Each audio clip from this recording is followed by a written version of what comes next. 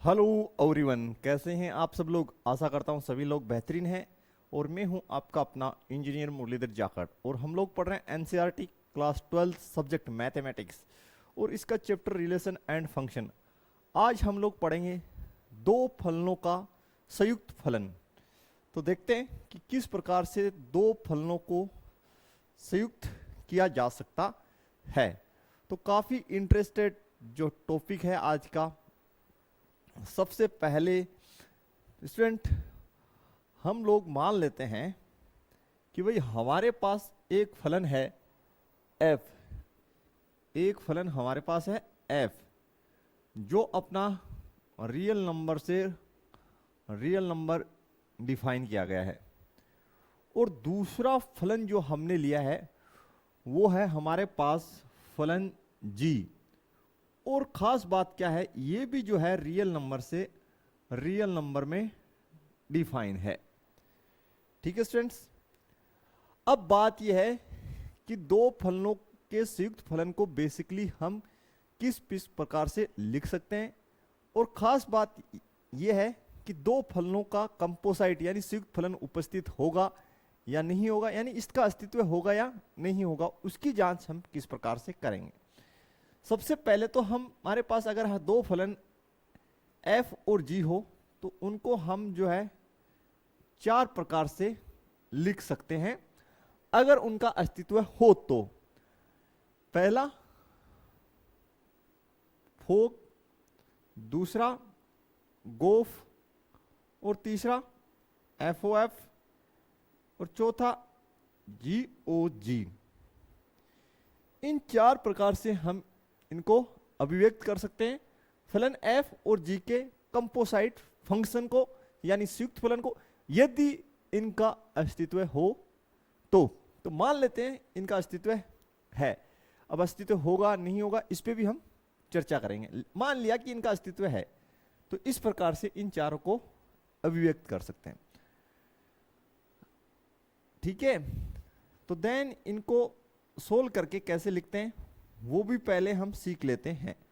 इसको हम क्या पढ़ेंगे, फोग ऑफ x, और इसको अगर हम सोल्व करें तो इस प्रकार लिखेंगे f ऑफ gx।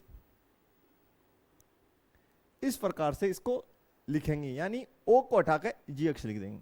इसको किस प्रकार लिखेंगे, इसको हम लिखेंगे g ऑफ fx, यानी o को हटा के हम fx लिख देंगे और ब्रैकेट लगा देंगे। इसको आप किस प्रकार लिखेंगे, इसको आप लिखेंगे f ऑफ fx। ठीक है स्टूडेंट्स, और इसको आप किस प्रकार अभिव्यक्त करेंगे, इसको आप अभिव्यक्त करेंगे g ऑफ gx।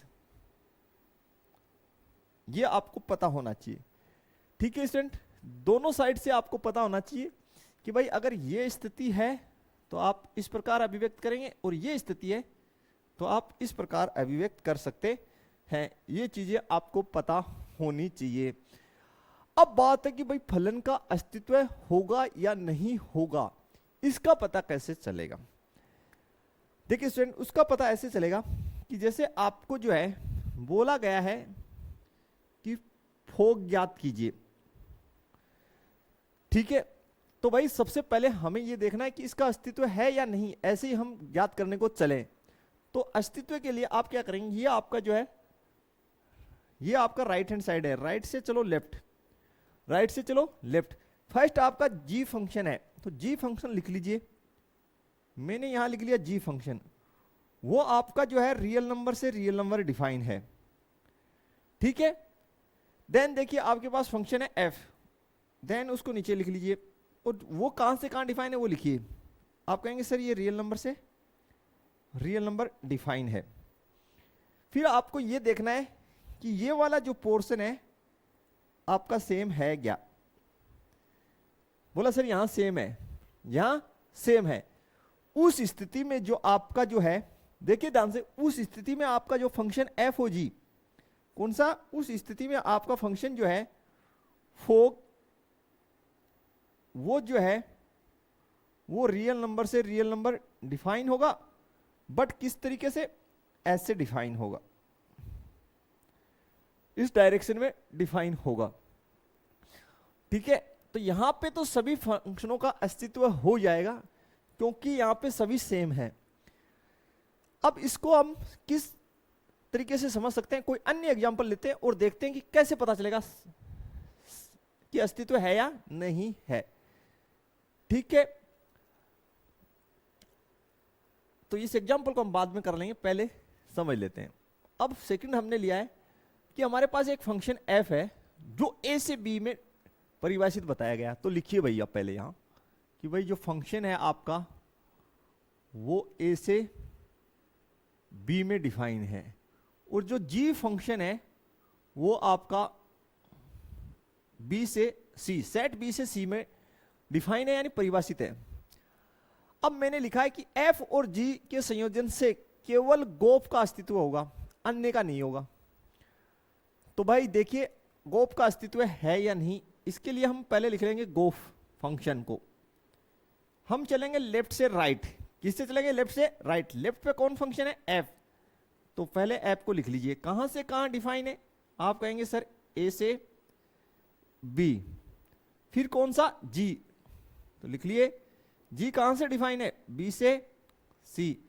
हमने आपको कहा कि देखिए ये वाला जो पोर्शन है वो मैचिंग कर रहा है क्या? आप कहेंगे सर यस सर ये मैचिंग कर रहा है, ये मैचिंग कर रहा है। देन जो आपका फंक्शन g से f में यानी गोफ जो है, कौन सा फंक्शन? गोफ, ये आपका जो है a टू c डिफाइन हो जाएगा, a से c डिफाइन हो जाएगा। ठीक है, यहां तो हो रहा है। आगे हमने लिखा कि फोग है डिफाइन नहीं है। चलिए चेक करते हैं। फोग जो है वो डिफाइन नहीं होगा। सबसे पहले आप, ये हमारा राइट हैंड है, राइट से किधर चलो? लेफ्ट। तो जी देखिए कहां से कहां डिफाइन है। आप कहेंगे सर जी जो है बी से सी डिफाइन है, बी से सी डिफाइन है। फिर आपको हम कहेंगे कि एफ देखिए, तो आप बोलेंगे सर जो एफ है, फंक्शन एफ, वो आपका जो है ए से सी डिफाइन है। ए से कहां डिफाइन है? सी डिफाइन है। देखिए ये वाला जो पोर्शन है ये वाला मैचिंग कर रहा है? आप कहेंगे सर नहीं कर रहा, नहीं कर रहा भाई। ये जो पोर्शन है, ये वाला जो पोर्शन है ये आपका मैचिंग कर रहा है क्या? सेम है क्या? आप कहेंगे सर नहीं, मैचिंग नहीं कर रहा, मैचिंग नहीं कर रहा। तो भाई मैचिंग नहीं कर रहा, इसका मतलब जो है आपके पास फोग जो है वो डिफाइन ही नहीं है, तो आप ज्ञात ही नहीं कर सकते। ठीक है, तो आप ज्ञात ही नहीं कर सकते। क्यों? डिफाइन नहीं है तो कहां से ज्ञात करेंगे? फायदा क्या? जो परिभाषित ही नहीं होगा तो डिफाइन नहीं है, परिभाषित नहीं है यानी तो ज्ञात नहीं कर सकते। फिर देखिए जी ओ जी, जी ओ जी, इसमें चलिए राइट से लेफ्ट को चलिए। तो राइट पे पहले कौन फंक्शन? जी। ठीक है, कहां से? बी से सी। फिर आगे आइए, फिर कौन सा फंक्शन? आप कहेंगे सर जी। कौन? जी। तो देखिए जी कहां से कहां? आप फिर कहेंगे सर जी भी बी से सी ही है, बी से सी ही है। तो देखिए ये जो पोर्शन है आपका ये मैचिंग कर रहा है? आप कहेंगे नो, मैचिंग ही नहीं कर रहा। तो जो फंक्शन है आपका ये जी ओ जी, ये परिभाषित नहीं होगा। ये क्या हो गया? अपरिभाषित हो गया।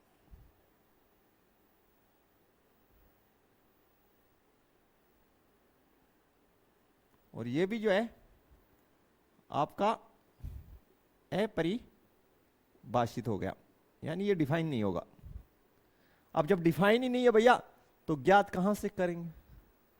ठीक है, नेक्स्ट देखिए हमने लिखा एफ ओ एफ, यहां लिखेंगे एफ ओ एफ।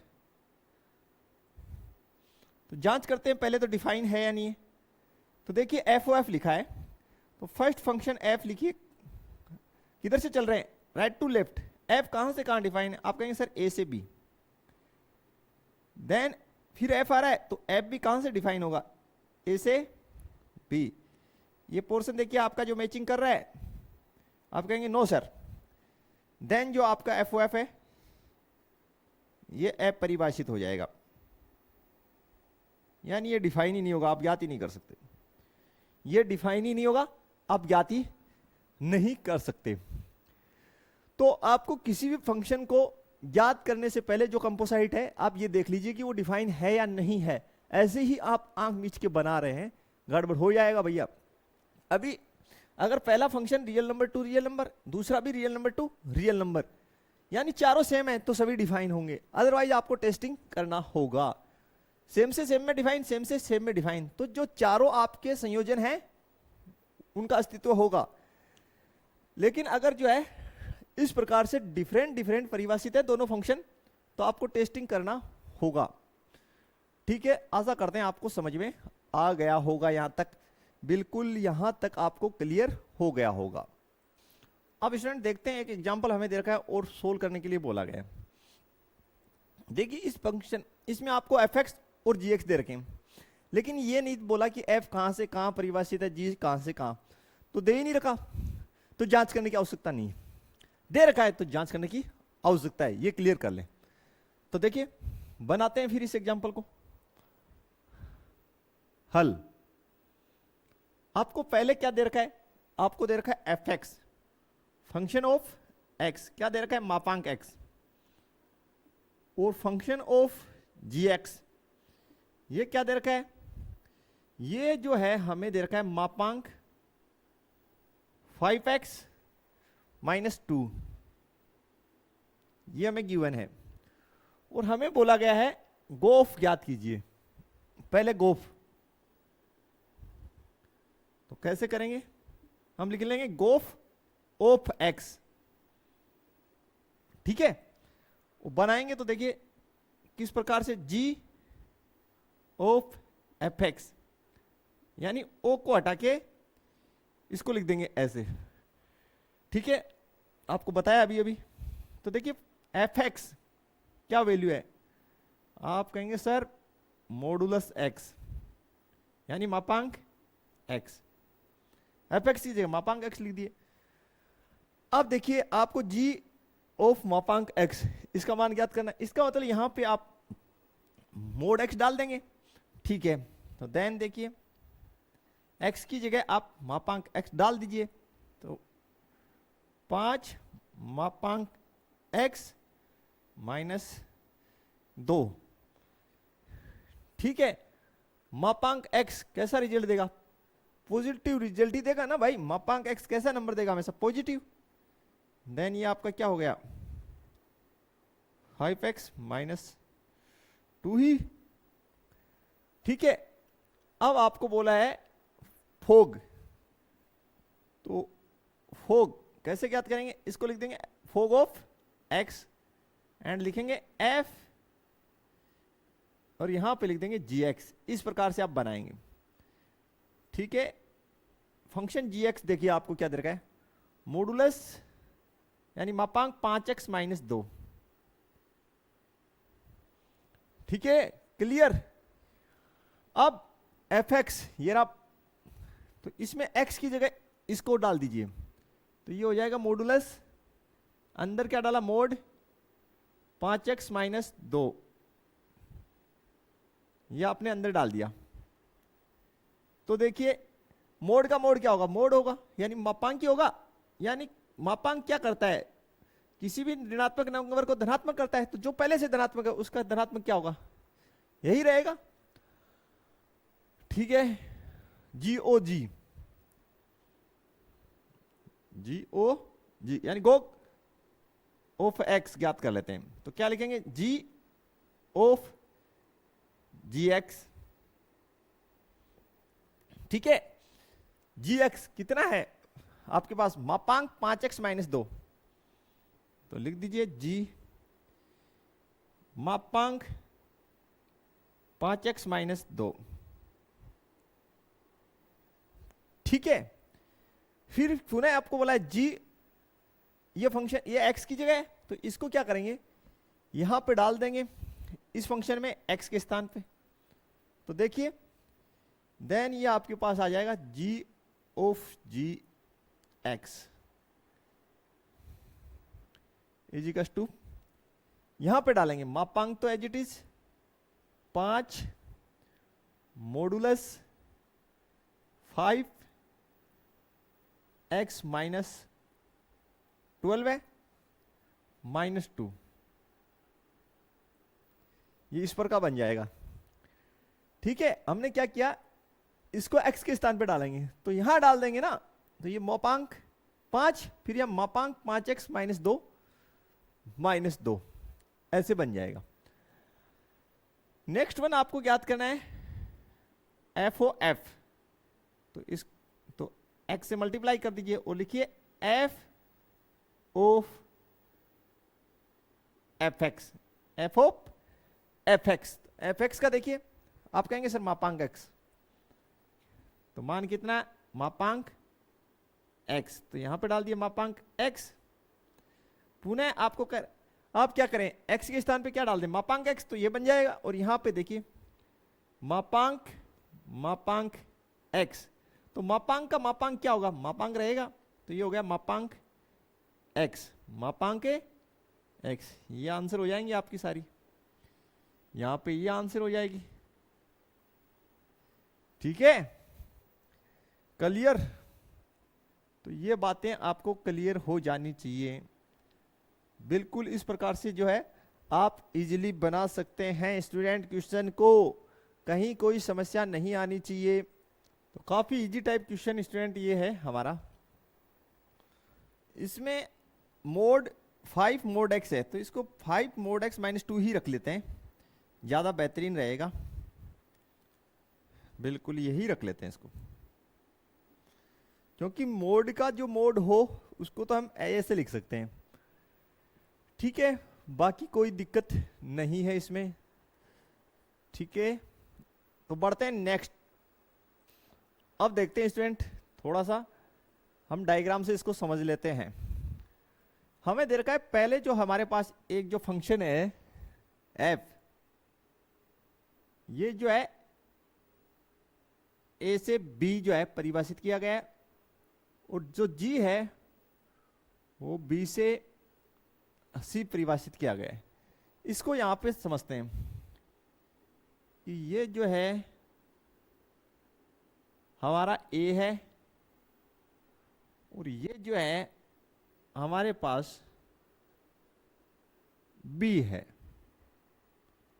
जो अपना फंक्शन f है, जो अपना फंक्शन f है वो a से b में परिभाषित है। ठीक है, अगर हम सेट a के एलिमेंट को x मान लें, सेट a के एलिमेंट्स को मान लें कि x से डिनोट कर दिया, यानी उनसे दर्शा दिया, तो x पे फलन का मान आप क्या लिखेंगे, आप x पे फलन का मान आप लिखेंगे fx। क्या लिखेंगे, f ऑफ x, बिल्कुल ऐसे ही लिखेंगे, इसमें कोई दिक्कत नहीं है। फिर आपको बोला गया जो g फलन है वो b से c में परिभाषित है, तो यहां पे आप बना लीजिए अपना c, और ये आपका हो गया c। तो जो b से c में जो फलन परिभाषित है उसको आपने नाम दिया है g। b से c में जो परिभाषित फलन है उसका नामकरण आपने क्या किया है, g। देखिए ध्यान से, अगर a जो है वो x से संबंधित है, तो x पर फलन का मान क्या हुआ, fx। तो देखिए फिर, तो इस हिसाब से fx पर फलन g का मान क्या होगा, आप कहेंगे सर g ऑफ fx क्या होगा, fx पर फलन g का मान क्या होगा, g ऑफ fx होगा। क्यों, क्योंकि जब x पर फलन f का मान क्या, कैसे लिख रहे हैं, fx से लिख रहे हैं, तो fx पर फलन g को किस प्रकार लिखेंगे, g ऑफ fx। यहां तक आपको क्लियर हो जाना चाहिए। ठीक है, अब मैंने आपको बताया कि जो आपका फलन अब जो बनेगा कौन सा, यानी a जो है वो पहले b से लिंक हो रहा है, फिर b से किस में, c में। तो देन अगर हम a को जो है c से डायरेक्ट लिंक कर दें, a को c से डायरेक्ट लिंक कर दें, तो जो हमारा फंक्शन बनेगा वो स्टूडेंट बनेगा गोफ। कौन सा बनेगा? गोफ। जांच कर सकते हैं, आपको मैंने टेस्टिंग करना भी सिखाया है कि जो गोफ है वो कहां से कहां परिभाषित होगा। आप चलिए राइट टू लेफ्ट। पहले आपके पास फंक्शन एफ है जो लिखा है ए से बी में परिभाषित है, फिर फंक्शन जी लिखा है वो आपके पास बी से सी में परिभाषित है। मैंने आपको कहा अगर ये वाला जो पोर्शन है वो आपका मैचिंग कर जाता है, ओके, देन जो फंक्शन है ये वाला इस डायरेक्शन में यानी गोफ, ये आपका परिभाषित हो जाएगा इस डायरेक्शन में यानी ए टू सी, ए टू सी। तो हमारा जो गोफ फंक्शन है वो परिभाषित हो गया कहां से? ए से सी में, बिल्कुल। तो इस तरीके से हम दो फलनों का क्या कर सकते हैं? संयोजन कर सकते हैं। लेकिन संयोजन कब होगा? जब ये आपका जो पोर्शन है ये मैचिंग कर जाए, तभी आपका संयोजन होगा। ठीक है, क्लियर? यानी बीच वाला जो मीडिएटर है वो दोनों का क्या हो? सेम हो। ठीक है भाई, कहने का मतलब है एफ फंक्शन का सह प्रांत और जी फंक्शन का प्रांत सेम हो, तभी दोनों फंक्शनों का संयोजन हो सकता है। और संयोजन आपको पता ही है कि संयोजन हो के फंक्शन क्या बनेगा? इस डायरेक्शन में बनेगा गोफ। ठीक है, जो ए से सी में परिभाषित होगा। ये आप क्लियर कर लें, बिल्कुल। तो ये फलनों का संयोजन आपको पता चल जाना चाहिए कि होगा या नहीं होगा, कब होगा, ये आपको कंसेप्ट क्लियर होना चाहिए। अब इसके कुछ एग्जाम्पल्स हम लोग जो है सोल्व कर लेते हैं। एग्जाम्पल नंबर 15 जो है वो पहले हम सोल्व कर लेते हैं स्टूडेंट। इसके अलावा एक छोटी सी बात और इसमें हम देख लेते हैं ध्यान से कि भाई ये जो है सेट ए, इसके एलिमेंट को हम x मानते हैं और सेट बी के एलिमेंट को बेसिकली हम y से रिप्रेजेंट करते हैं। तो ये y equal to f x ही है। ठीक है, इसमें भी आपको कोई दिक्कत नहीं होना चाहिए, ये बात आप क्लियर रखना। ठीक है स्टूडेंट्स, तो इसको आप g ऑफ एफ एक्स या gy भी लिख सकते हैं। gy g of F x के इक्वल ही होगा, दोनों सेम ही चीज है। ठीक, क्योंकि एफ एक्स को हम क्या बोलते हैं? y बोलते हैं। ये बात भी आप क्लियर रखें। तो बढ़ते हैं इसके एग्जाम्पल्स की तरफ और सोल्व करते हैं। जो एग्जाम्पल अब हमें मिला है काफी सिंपल सा ही एग्जाम्पल है। हमें दे रखा है जो फलन है वो देखिए कहां से कहां परिभाषित दे रखा है। हल करते हैं इसका। पहले जो आपका उदाहरण नंबर जो है 15, बहुत ही अच्छे से लिखेंगे कि जो फंक्शन है वो आपका एक सेट दे रखा है मेरे को, जिसके एलिमेंट 2 3 4 5 हैं। 2 3 4 5 हैं। इससे परिभाषित है देखिए किसमें? 3 4 5 9, 3 4 5 9, यानी इस एलिमेंट वाले समुच्चय से इस एलिमेंट वाले समुच्चय में फंक्शन एफ परिभाषित है। जी देखिए फंक्शन जी जो है 3 4 5 9, 3 4 5 9 वाले सेट से जो एक नया सेट है, कौन सा है? 7 11 15, इसमें परिभाषित है 15। ठीक है भाई, तो कोई दिक्कत नहीं है। आपको कह रहा है गोफ याद कीजिए, लास्ट आपको बोला है गोफ याद कीजिए। तो पहले तो गोफ का अस्तित्व है क्या देख लीजिए। गोफ विद्यमान होगा? आप कहेंगे कि सर बिल्कुल होगा, क्योंकि हम चलेंगे राइट टू लेफ्ट। पहले फंक्शन एफ लिखेंगे, लिख लिया, देन फंक्शन जी लिखेंगे। देखिए ये वाला जो पोर्शन है ये मैचिंग कर रहा है, बिल्कुल कर रहा है। ये फंक्शन और ये फंक्शन सेम है, इसलिए जो आपका गोफ है वो 2 3 4 5 इस समुच्चय से परिभाषित हो जाएगा। किसमें? 7 11 और 15 एलिमेंट वाले सेट में परिभाषित हो जाएगा। ठीक है, ये क्लियर हो जाना चाहिए। फिर आपको जो दे रखा है वो देखिए, आपको दे रखा है F2। ठीक है, इसका मान 3 दे रखा है। इसका मान 3 दे रखा है, इसको भी समझेंगे इसका मतलब क्या है। f2 इसका 3, फिर f ऑफ 3 इसकी 4, f ऑफ 3 इसका आपको दे रखा है 4, फिर दे रखा है f ऑफ 5 इसका 5, एंड f ऑफ 5 तक की दे रखा है 3 2 3 4 का कहां गया, f ऑफ 4 का भी आपको 5 दे रखा है, 4 का भी आपको 5 ही दे रखा है, f ऑफ 4 का आपको 5 ही दे रखा है। G4 G3 G4 इन दोनों का जो है G3 और G4 इनका वैल्यू जो है G3 और G4 दोनों का क्या दे रखा है 7 दे रखा है। G5 और G9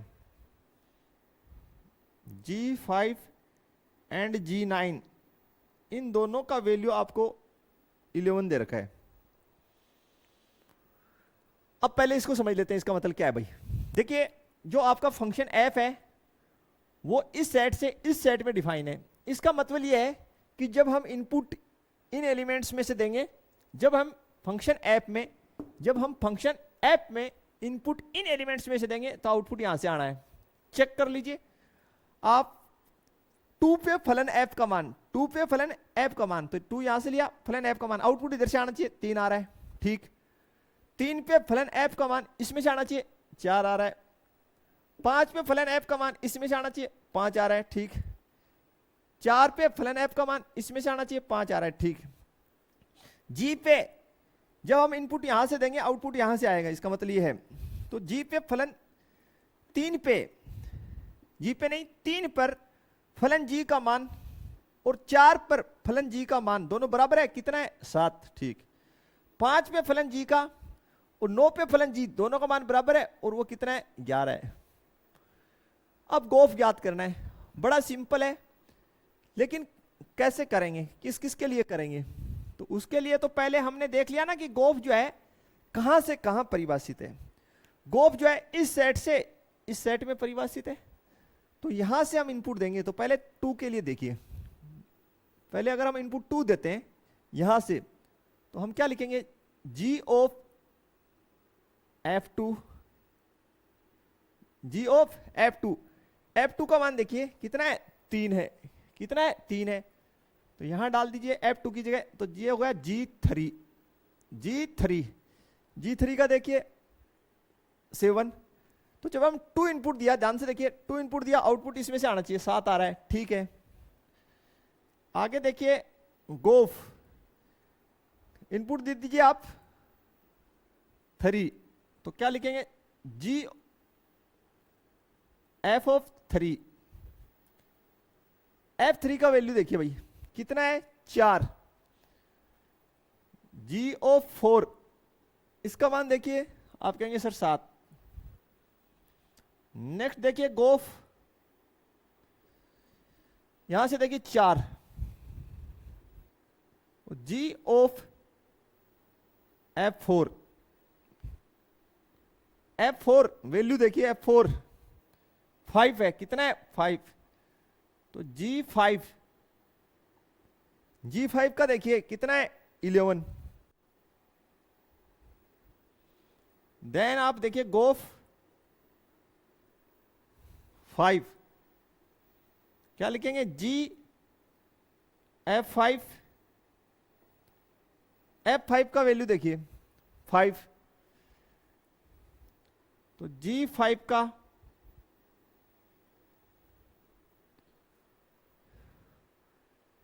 f5 का वैल्यू भी कितना है 5 है, तो g5 का देखिए 11, f4 का 5, g5 वैल्यू 11, ठीक है स्टूडेंट। तो बिल्कुल देखिए आंसर यहीं से आना चाहिए, आ रहा है, कोई दिक्कत आपको नहीं हो रही। फिर से चेक कर लीजिए, हमने 2 इनपुट दिया यहां से, तो हमने लिखा g f ऑफ 2, F2 का वैल्यू देखिए 3 एंड G3 का 7, फिर हमने 3 डाला तो F3 का 4 एंड F3 का 4 और G4 का वैल्यू है 7, ठीक है। फिर हमने 4 डाला तो F4 का देखिए 5, तो G5 का देखिए 11, गो 5, तो इसको F5 लिखेंगे। F5 देखिए ये रहा 5, G5 का 11, तो सारे आंसर्स ये आपके सही हैं एकदम, इसमें कहीं आपको डाउट करने की आवश्यकता नहीं है स्टूडेंट।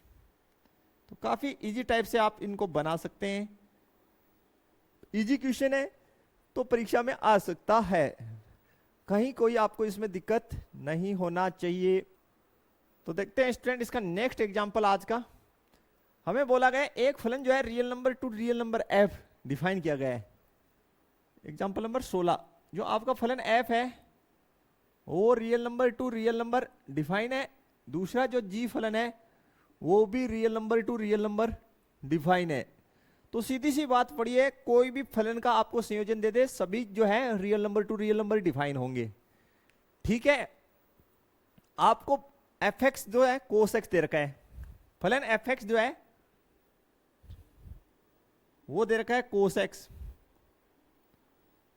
और g ऑफ x ये हमें दे रखा है 3x स्क्वायर।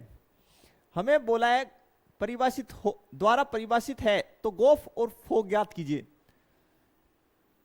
गोफ, सबसे पहले हम गोफ ज्ञात कर लेते हैं, तो यहां x लिख देंगे, इसको लिखेंगे किस प्रकार, g of f of x, क्या लिखेंगे, g of f of x, ठीक है, यानी fx बोलते हैं सामान्य इसको, ठीक है, बोलने को तो fx ही बोलते हैं सीधा, लेकिन f ऑफ x, तो f ऑफ x कितना है, cos x, यहां लिख दीजिए cos x। अब x की जगह क्या डाल देंगे, cos x, तो ये g cos x बन गया, x की जगह डाल दीजिए यहां, तो ये हो गया 3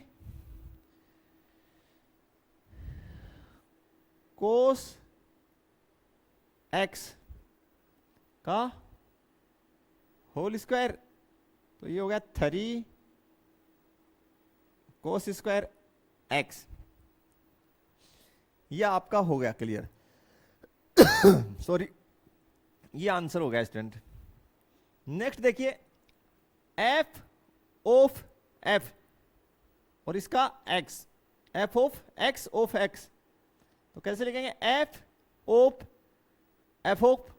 x, f ऑफ, और ये f ऑफ x, तो f तो एज इट इज, fx का वैल्यू देखिए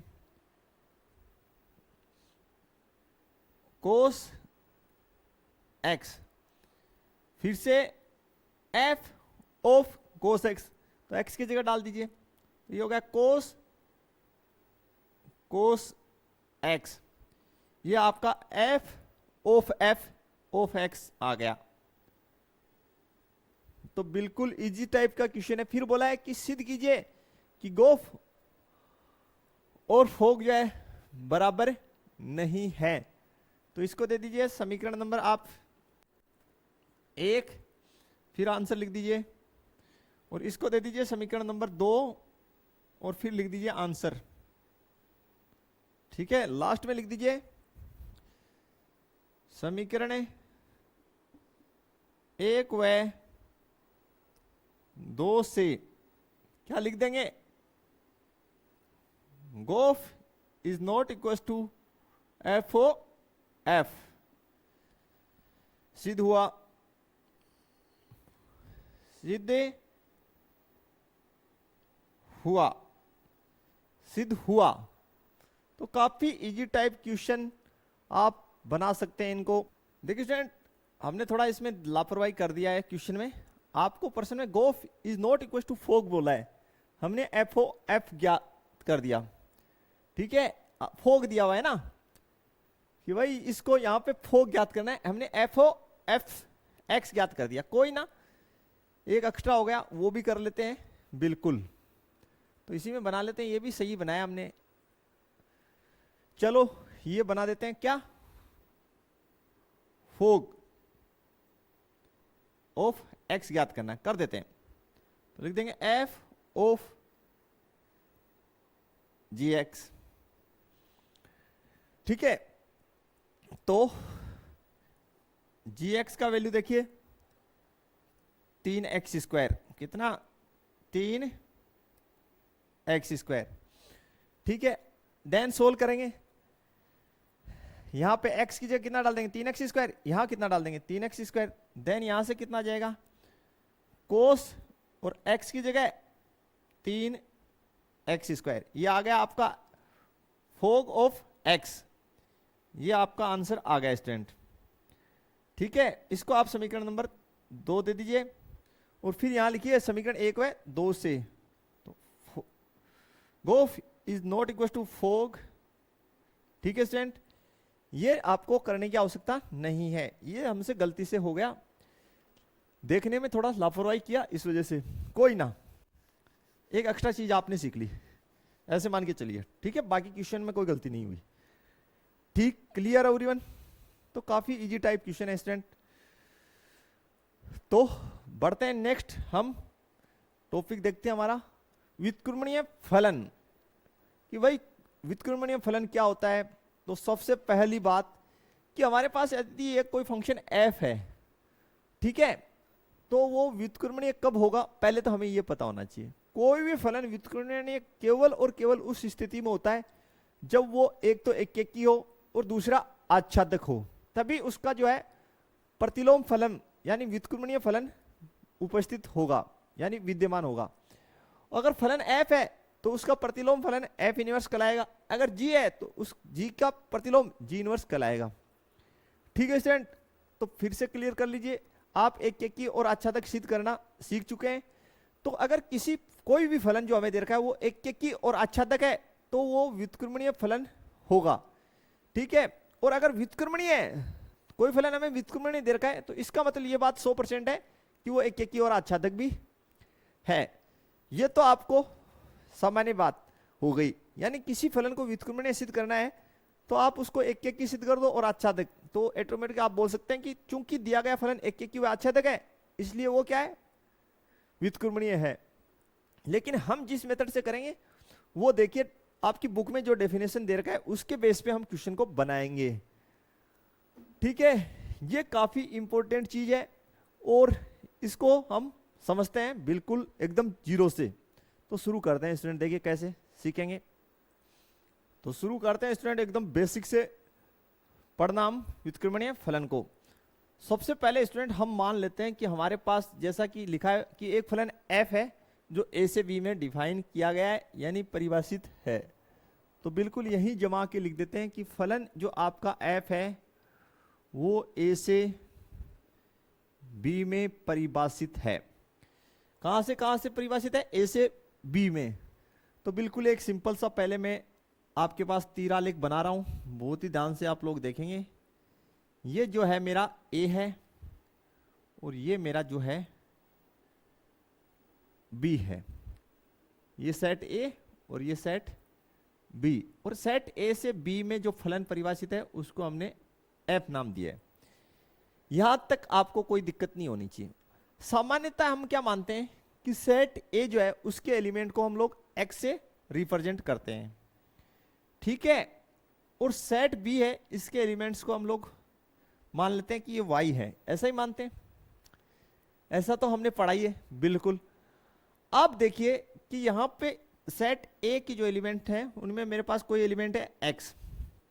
तो देखिए स्टूडेंट, अगर मेरे पास ये जो x एलिमेंट है इस पे फलन f का मान जो होता है उसको आप कैसे लिखते हैं, बस ये पूछना है मुझे। तो आप कहेंगे सर उसको हम f ऑफ x ऐसे लिखते हैं।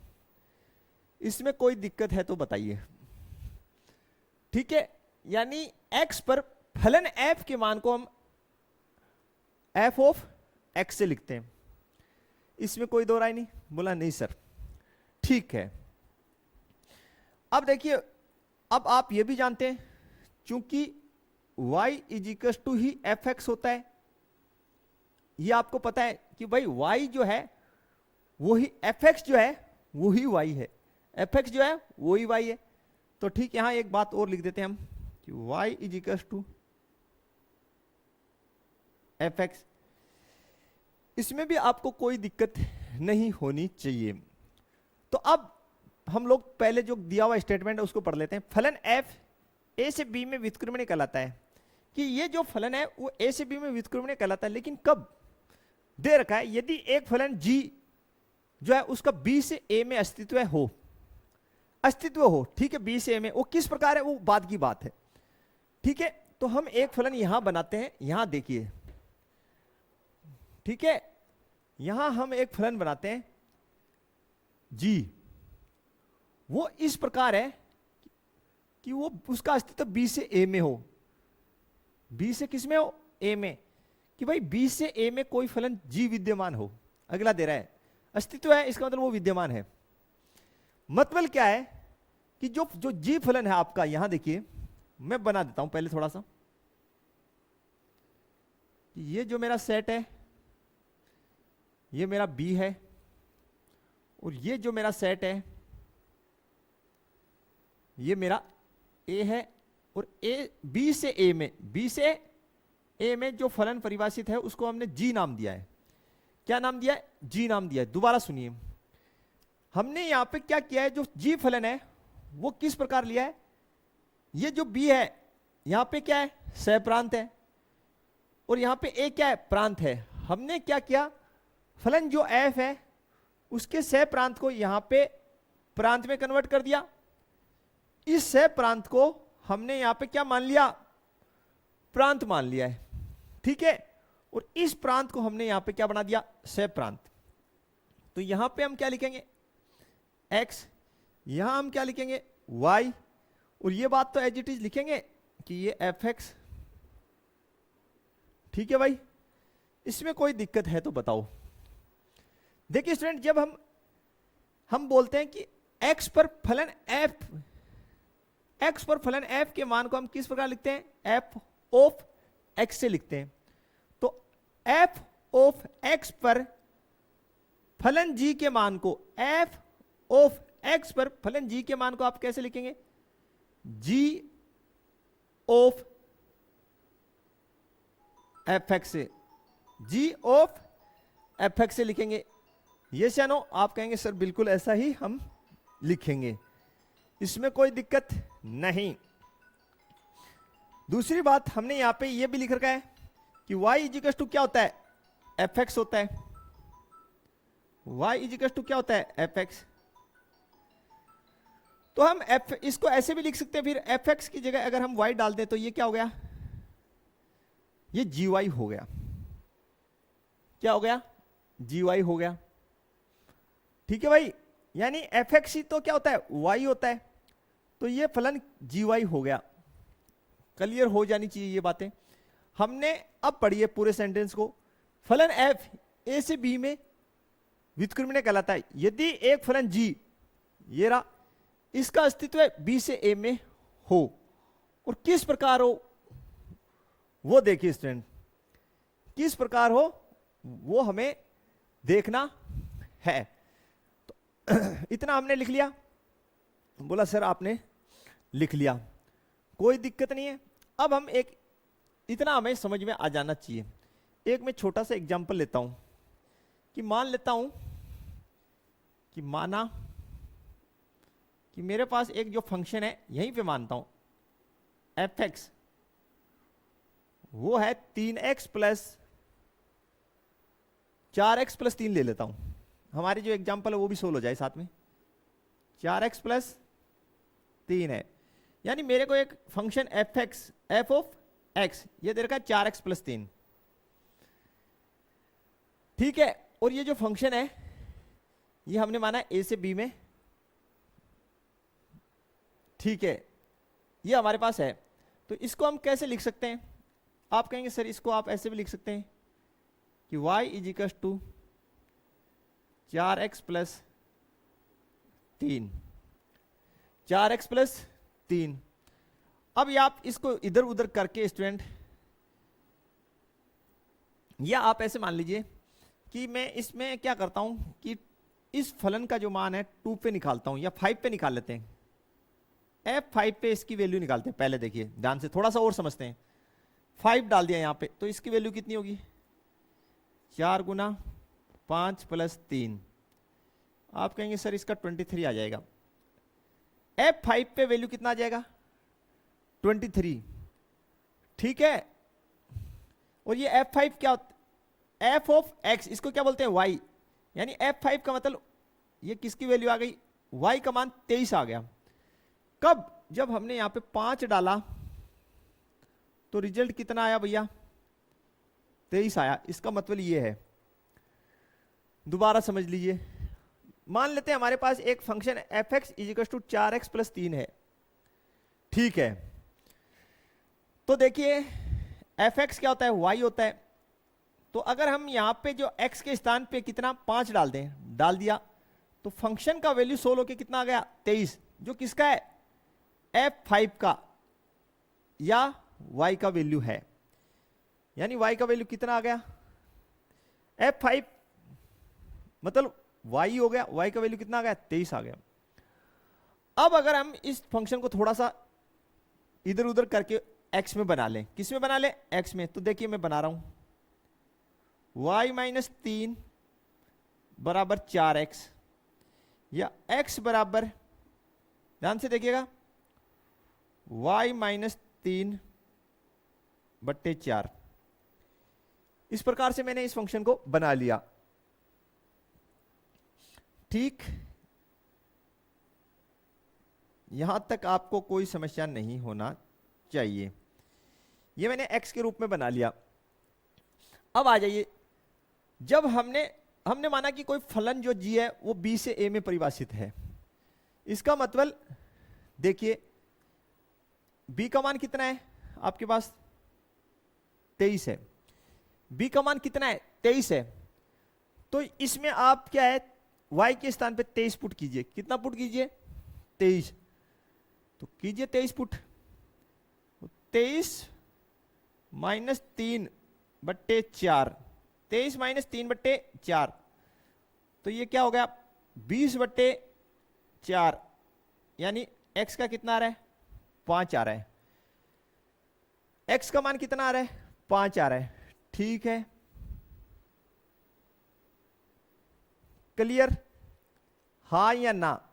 यस। तो y का कितना वैल्यू है? 23। f ओ x यानी F5 पे कितना है? 23। तो मैं ये पूछना चाहता हूं, ये 5 किसका वैल्यू है ये बताओ। सर कहेंगे x का। किसका है? x का है। हाँ या ना? x का वैल्यू तो है f ऑफ x। तो मैं यहां, और मैंने यहां पे क्या लिखा है? gy। तो मैं इस fx की जगह gy लिख सकता हूं या नहीं, आपको पूछना चाहता हूं। मेरे पास यहां पे क्या आ रहा है? gy आ रहा है या नहीं आ रहा? 5 g of fx gy, yes या नो? आ रहा है। तो ये जो है gy है आपका।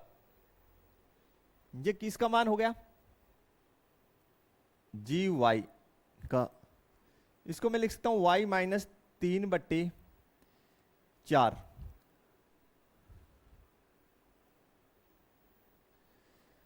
ये आपको समझ में आना चाहिए।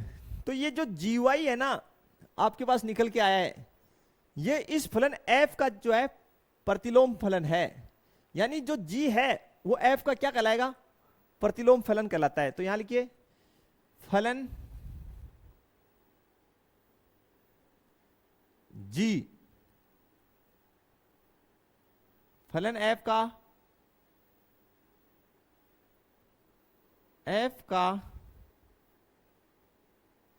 प्रतिलोम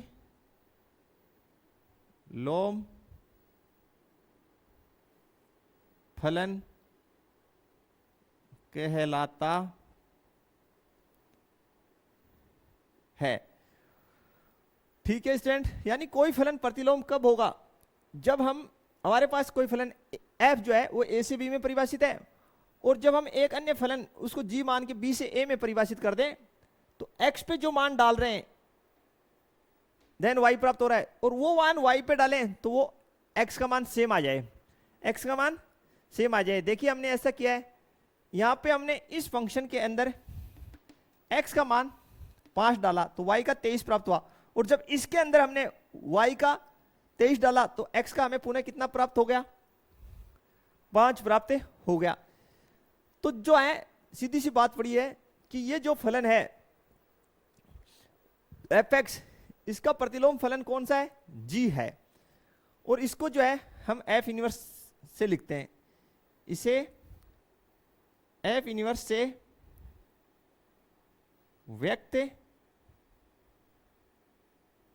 करते हैं।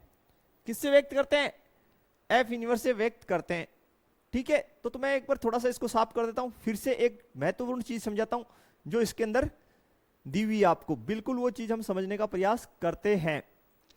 अब नेक्स्ट स्टूडेंट, इसको फिर से हम थोड़ा समझ लेते हैं कि भाई कोई फलन व्युत्क्रमणीय फलन कब होगा, यदि हमारे पास जो एक फलन है f जो है वो आपका जो है a से b में परिभाषित हो, देन आपके पास एक फलन g का अस्तित्व इस प्रकार हो कि वो b से a में परिभाषित हो। ठीक है स्टूडेंट, यानी जो है f जो फंक्शन है वो a से b में परिभाषित है, वो जो है व्युत्क्रमणीय फलन कहलाएगा। कब, जब आपके पास एक फलन g जिसका b से a में अस्तित्व है, और दो बातें होनी चाहिए। फर्स्ट जो है वो है गोफ इज इक्वल टू ix। ठीक है, यानी आपके पास क्या आना चाहिए, x। दूसरा फोग इज इक्वल टू आपके पास आना चाहिए i y या y। ये दो कंडीशन संतुष्ट होनी चाहिए। अगर इन दो कंडीशन की हम टेस्टिंग करें और दोनों के दोनों जो है तत्समक फलन प्राप्त हो जाएं, कैसे प्राप्त हो जाएं, तत्समक फलन। देखिए स्टूडेंट, ये जो आई एक्स और आई वाई, ये जो दोनों हैं आपके कैसे हैं, तत्समक फलन है, फलन है। और तत्समक फलन वो फलन होता है जिसमें हम जो डालें वही हमें आउटपुट में प्राप्त हो जाए। कहने का मतलब है y is equal to x, ये फॉर्मेट होता है तत्समक फलन का, y is equal to x. यानी अगर हम इनपुट जो है, इनपुट में ये मेरा बॉक्स है, कोई आपने कक्षा 11 में पढ़ा है, देख लीजिए, ये हमारा इनपुट है। इसमें अगर हम इनपुट x दें और आउटपुट में भी हमें क्या प्राप्त हो जाए, x, तो ये फलन हमारा क्या कहलाता है, तत्समक फलन कहलाता है। ठीक है, आउटपुट को हम किससे दर्शाते हैं, y से दर्शाते हैं स्टूडेंट। तो y is equal to x, x डाला और आउटपुट में भी क्या आ गया, x ही आ गया।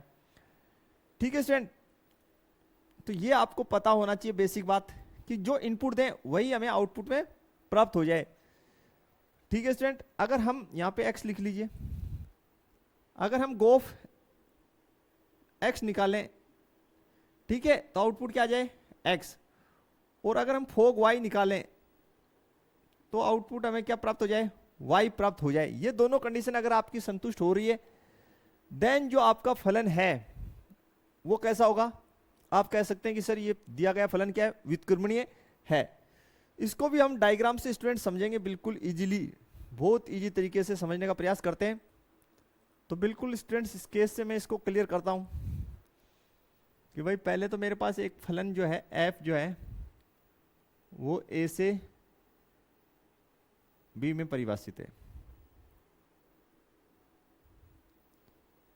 ठीक, ये मेरा सेट a है और ये मेरा सेट b है, और ये फलन मेरा f है। सेट a के एलिमेंट को मैं x से रिप्रेजेंट कर रहा हूं। अगर सेट a के एलिमेंट x है तो x पर जो फलन है x पे फलन f का मान क्या होगा, fx होगा। x पर फलन f का मान क्या होगा, fx होगा। अब हम ये मान लेते हैं कि हमारे पास एक जो सेट है और जो सेट A है उसके एलिमेंट को हम x से रिप्रेजेंट करते हैं और सेट B के एलिमेंट को हम y से रिप्रेजेंट करते हैं। तो हम यहाँ y इजिकल्स टू क्या लिखेंगे, fx। इसमें तो आपको कोई दिक्कत नहीं है। फिर देखिए अगर मेरा जो एक सेट G है, सॉरी फलन G है, वो सेट B से A में परिभाषित है, ऐसा मैंने माना है, यानी अस्तित्व में है।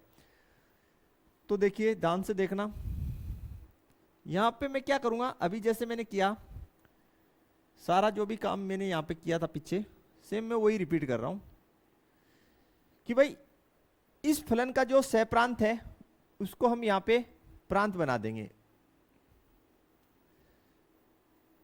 बिल्कुल आप ध्यान रखें, ठीक। और यहां पे जो प्रांत है उसको हम यहां पे सहप्रांत बना रहे हैं, और जो फलन B से A में परिभाषित है उसको हम G नाम दे रहे हैं। तो fx जो है वो मान लेते हैं संबंधित है किससे, x से, यहां पे, ठीक। और तो यहां क्या लिखेंगे, y इजिकल्स टू fx, ऐसा ही लिखेंगे, ठीक है। ये क्या है, ये कहेंगे सर ये जो है आपका y है और ये क्या है, ये x है। अब देखिए ध्यान से कि भाई fx पर फलन g का मान, fx पर फलन g के मान को आप किससे लिखेंगे, g ऑफ fx से। fx पर फलन g के मान को आपने किससे लिखा, g ऑफ fx, और fx क्या होता है, y, तो इसको क्या लिख देंगे, ये हो गया gy। यहां तक आपके कोई दिक्कत नहीं होनी चाहिए, नहीं है स्टूडेंट, ठीक है। अब ये जो आपके पास है ध्यान से देखिए, g ऑफ fx, इसको आप कैसे क्लोज कर सकते हैं, आप बोलेंगे सर इसको हम क्लोज कर देंगे g of x, g of x, ठीक है स्टूडेंट। अब इसको हम सोल्व करते हैं, तो सोल्व करेंगे तो g of fx, g of fx, तो देखिए fx आपके पास कितना है, fx का वैल्यू कितना है, आप कहेंगे सर y, क्या है, y है, तो ठीक है, तो g y,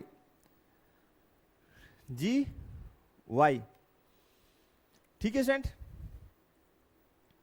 अब gy किसके इक्वल है, आप कहेंगे सर x के इक्वल है।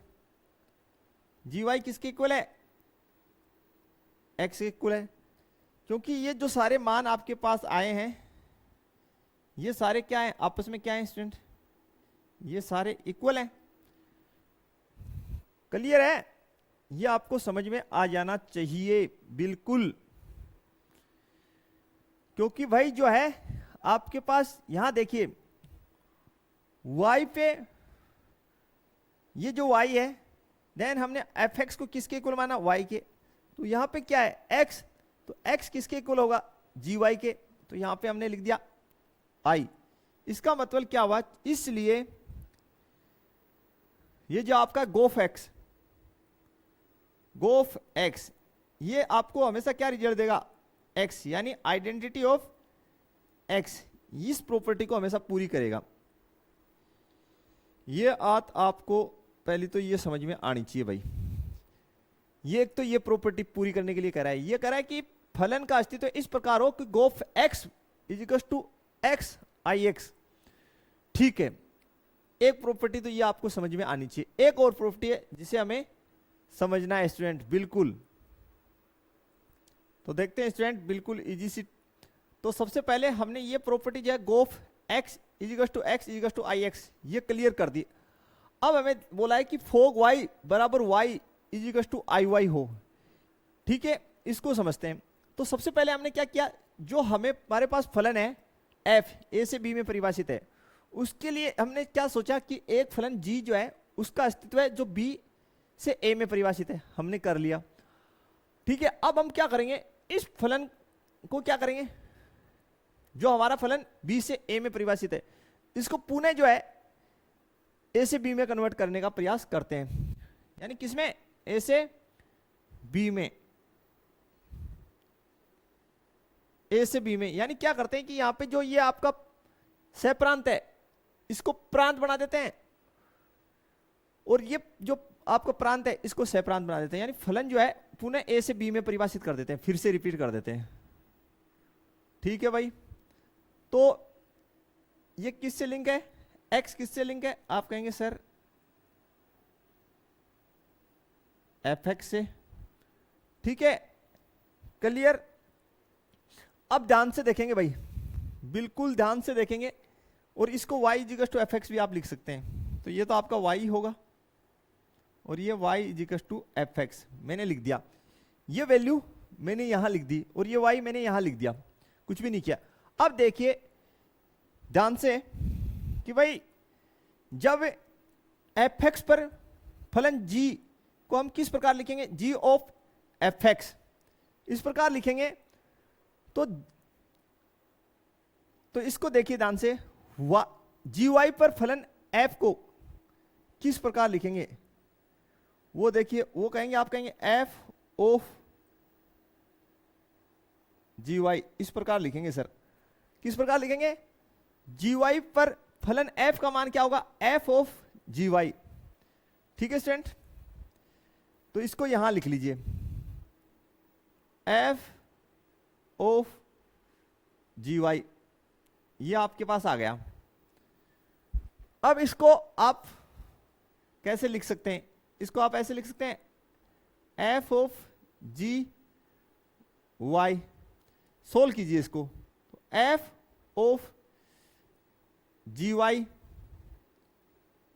जी वाई का वैल्यू देखिए क्या है, ध्यान से देखिए, जी वाई का वैल्यू क्या है, x है। जी वाई का वैल्यू यहां देख लीजिए ना, जी वाई किसके इक्वल है, x के इक्वल है, तो यहां x डाल दीजिए, और f ऑफ x किसके इक्वल है, y के, देन यहां पे आपके पास क्या रिजल्ट आ गया, y। क्लियर। यानी ये जो आप इसको जब सोल्व करेंगे तो देन आपको y के इक्वल रिजल्ट प्राप्त होगा स्टूडेंट, यानी ये भी जो है y के इक्वल ही है। ठीक है, इसका मत इसलिए f of g y is equal to y या आई वाई, ये आपकी एक प्रॉपर्टी ये और फॉलो होनी चाहिए, किसके लिए, व्युत्क्रमणीय होने के लिए। तो दो प्रॉपर्टीज आपके पास यहां पे पूरी होनी चाहिए, जो है आपको दे रखिए, g o f x is equal to x आना चाहिए हल करने पर फंक्शन को, और f o g y is equal to y आना चाहिए, यानी दोनों के दोनों तत्समक फलन आने चाहिए। बिल्कुल, सबसे पहले आपने कुछ नहीं किया, जो आपके पास फलन था a से b में परिभाषित उसको आपने रिवर्स मान लिया, b से a में, यहां हमने मान लिया। ठीक है, b से a में, तो यहां से हमने फर्स्ट प्रॉपर्टी निकाल ली, फिर हमने उसको फिर से रिवर्स कर दिया, किसमें, a से b में। ठीक है, तो बिल्कुल जो है ये सेकंड प्रॉपर्टी हमारे पास बन के आई है स्टूडेंट। तो ये दो प्रॉपर्टी अगर फुलफिल होती है तो दोनों क्या होगा, फलन व्युत्क्रमणीय होगा। अब इसको एक क्वेश्चन से समझ लेते हैं, ज्यादा आसान रहेगा समझने में आपके लिए।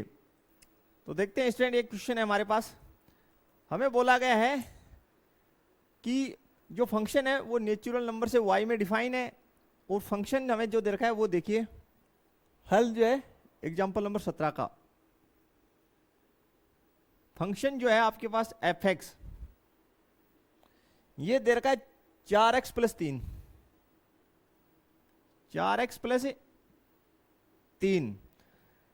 ठीक है, परिभाषित फलन जहां कैपिटल वाई इस प्रकार है, समुच्चय लिख रखा है कि small y belongs to n and y is equal to 4x+3, यहां पे x भी क्या है, नेचुरल नंबर से संबंधित है। सिद्ध करना है कि व्युत्क्रमणीय फलन और इसका प्रतिलोम फलन भी ज्ञात करना है, तो वो तो कर लेंगे, कोई दिक्कत नहीं है।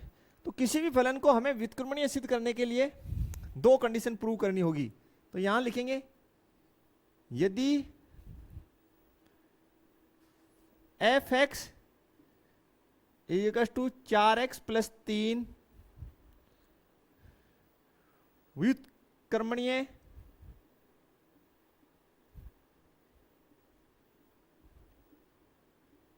फलन है, तो पहला गोफ x इजिकल टू x ये होना चाहिए। Second f o g y is equal to क्या आना चाहिए, y। ये दो बातें हमें प्रूव करनी पड़ेगी, ये दो बातें हमें प्रूव करनी पड़ेगी। सबसे पहले लिख लेते हैं, यहां दिया है, दिया आपको क्या है, f(x) इजिकल टू 4x+3, ये आपको दे रखा है। तो f(x) आपका क्या होता है, आप कहेंगे सर y, तो y इजिकल टू 4x+3, यहां से आप x की वैल्यू निकाल लो, तो y-3 बराबर 4x, या x इजिकल टू y-3/4। ठीक है, इसको मैं क्या लिख सकता हूं भाई, इसको मैं gy लिख सकता हूं। देन आपके पास ये क्या हो गया, gy y-3/4। ठीक, ये चीजें आपके पास क्लियर हो जानी चाहिए। जब आपको f(x) दे रखा है तो आप क्या लिखेंगे, y, और जब x है तो क्या लिख दिया, gy। अभी हमने पढ़ाई है। अब फर्स्ट कंडीशन ले लीजिए, फर्स्ट गोफ x वाली कंडीशन लेके चलते हैं प्रूव करने के लिए। तो g of f(x), g of f(x), f(x) कितना है आपके पास, 4x+3, g 4x+3, तो g में डालिए, यहां पे डाल दीजिए y के स्थान पे आप, ये रहा ना gy, तो यहां पे y के स्थान पे क्या डाल दीजिए, ये x वाली वैल्यू। तो y की जगह डालेंगे तो 4x+3 -3/4, 3 से 3 कट गया, 4x/4 इक्वल टू कितना आ गया, x आ गया। पहली स्थिति क्लियर, प्रूव हो गई। दूसरी देखिए, second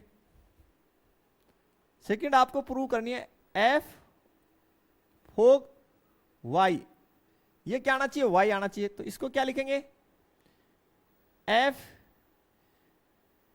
gy, f of gy का वैल्यू देखिए ये रहा, तो f gy का वैल्यू y-3/4, y-3/4,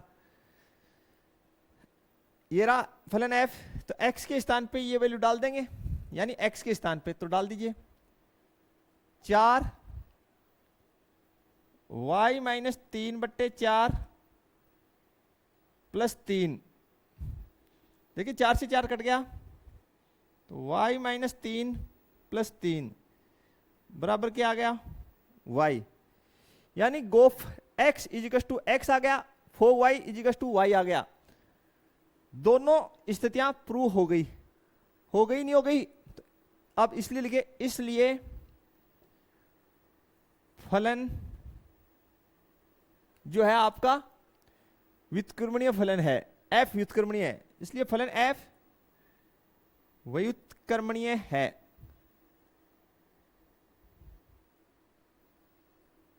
व्युत्क्रमणीय है, व्युत्क्रमणीय है। अब जब फलन व्युत्क्रमणीय होगा तो उसका क्या होगा, प्रतिलोम फलन भी विद्यमान होगा। तो बिल्कुल प्रतिलोम फलन जो है बिल्कुल यहीं से निकाल लेंगे। इसको आप समीकरण नंबर 1 दे दीजिए, ठीक है। और जी को जो है एफ का क्या कहते हैं, प्रतिलोम फलन कहते हैं। तो यहीं से समीकरण 1 से लिख देंगे, समीकरण 1 से f inverse is equal to, इसको सारी को जो है x से रिप्लेस कर दो, x माइनस 3/4, यह आपका आ गया प्रतिलोम फलन, लोम फलन। ये आपका आंसर होगा स्टूडेंट, बिल्कुल ये आपका आंसर हो जाएगा। क्योंकि जो है f का प्रतिलोम फलन क्या होगा, fx, ये जो है इसका प्रतिलोम फलन क्या होगा, gy, या इसे f इनवर्स से भी लिख सकते हैं। अगर आप यहाँ पे y की टर्म में, हमने x की टर्म में लिखने के लिए क्या किया, इसको y को जो है x से रिप्लेस करके लिखा है। तो बिल्कुल इजीली आप जो है ये कर सकते हैं। तो ये सिंपल सा लेक्चर था, थोड़ा इसको ध्यान से देखें इसमें, ताकि आपको डीपली बातें जो है समझ में आ जाए कि कौन सा घटनाक्रम किस प्रकार हो रहा है। थोड़ा डीप जरूर देखें इसको, लेक्चर को जो है 2 बार देखें भाई आप, कुछ कंसेप्ट्स इसमें अच्छे हैं। तो आशा करते हैं वीडियो आपको पसंद आई होगी, और अपना जो फ्रेंड सर्कल है उसमें वीडियो को ज़्यादा से ज़्यादा शेयर कर दीजिए, ताकि ज़्यादा से ज़्यादा स्टूडेंट्स को इसका लाभ मिल सके। मिलते हैं नेक्स्ट लेक्चर में, तब तक के लिए थैंक्स, धन्यवाद, जय हिंद, जय भारत स्टूडेंट्स।